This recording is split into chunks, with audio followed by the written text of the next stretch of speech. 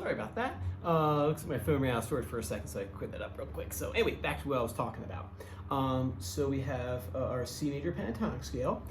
It's starting on the 3rd string, 0, 2 on the 3rd string, 0 on the 2nd string, 3 on the 2nd string, 0 on the on the 1st string, and then 3 on the 1st string. And then you do that backwards.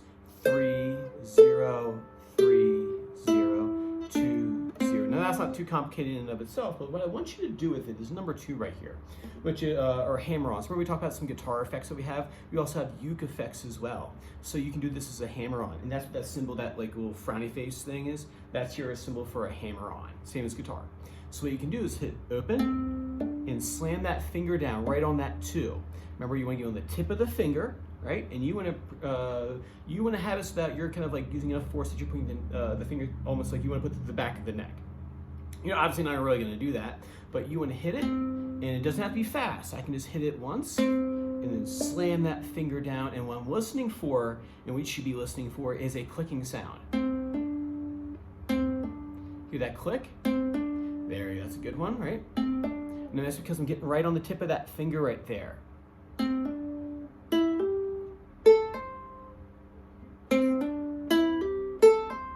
Right? There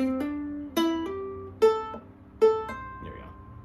So I want you to work on your C major pentatonic, and then I want you to also do it with hammer-ons as well. Number 3 right here is the island strum. If you see, I've written down this notation. It's a down, down, up, down, up pattern. The thumb has been indicated with a T. The index is with an I for obvious reasons, so T and I. Remember, with the island strum, it's going to be, like, lower this down so you can see a bit better. So I'm going to take my thumb and just go straight down through the strings, right? So down with the thumb, up with the pointer finger. So when you do this, I want to show you how this works. So when I go down with the thumb, the index finger shoots out, and then when I come back up, the index finger curls back up, and I give a thumbs up. So point down, thumbs up, down, index finger up. So thumb strums downwards, index finger shoots out, and brushes on the way back. This is probably where the bulk of the practice will be this week.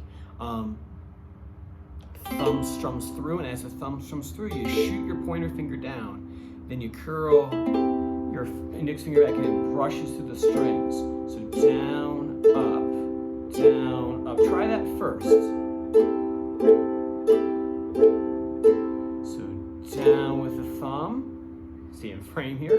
Index finger comes back up and does a back into the hand, back in the palm of the hand. So thumb down. Index finger brushes back, thumb down, index back. Just like that. And once you can comfortably kind of do the thumb down and index finger back up, the next thing you do is you do the pattern. I would suggest doing it in 2 different pieces. The first piece being the down, down, up.